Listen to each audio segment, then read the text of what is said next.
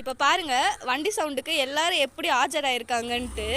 அம்மா வந்துட்டாங்கன்னு சொல்லிட்டு அதே மாதிரி சேட்டையும் காட்டுறேன்.